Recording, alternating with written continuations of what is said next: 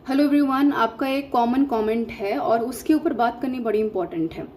Comment आपका है यहाँ पर नेगेटिव मार्किंग वाले पार्ट को लेकर के। मुझे लगा कि इसके ऊपर अलग से बात करने की बहुत ज़्यादा ज़रूरत है।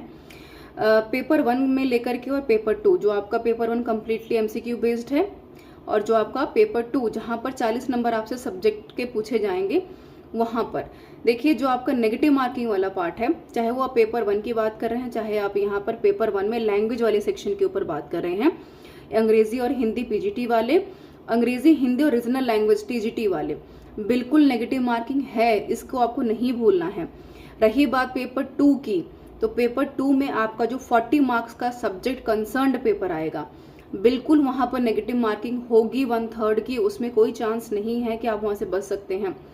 रही बात डिस्क्रिप्टिव की, जहां पर लिखित पेपर आपको लिखना है ना, वहां पर नेगेटिव मार्किंग का तो कोई लॉजिक बनता नहीं है। मुझे नहीं पता कि आप लोग ये सवाल मुझसे बार बार क्यों पूछ रहे हैं, और मैंने पहले भी क्लियर किया नेगेटिव मार्किंग को लेकर के कि पेपर 1 में आपका लैंग्वेज सेक्शन क्वालिफाई करना बहुत इंपॉर्टेंट है। उसके बाद ही आपके rest of the 5 section check होंगे, चाहे वो आपका जीएस है, चाहे वो आपका रीजनिंग है, मैथ्स है, चाहे वो आपका आईसीटी वाला पार्ट है, टीचिंग एप्टीट्यूड का 60 नंबर का सेक्शन है, जिसमें कि आपका एक्सपेरिमेंशियल एक्टिविटीज़ की बात करें या केस स्टडी की बात करें, ये सारे जो सेक्शंस हैं वो बिल्कुल 60 नंबर में इंक्लूड हो रहे हैं।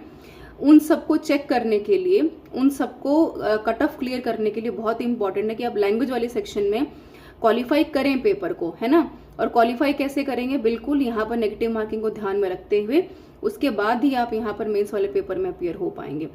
आई होप कि मेरा ये डाउट जो आपको आ रहा था क्लियर कर दिया है मैंने। फिर भी कोई कमेंट रह गया हो तो बिल्कुल आप पूछ सकते हैं।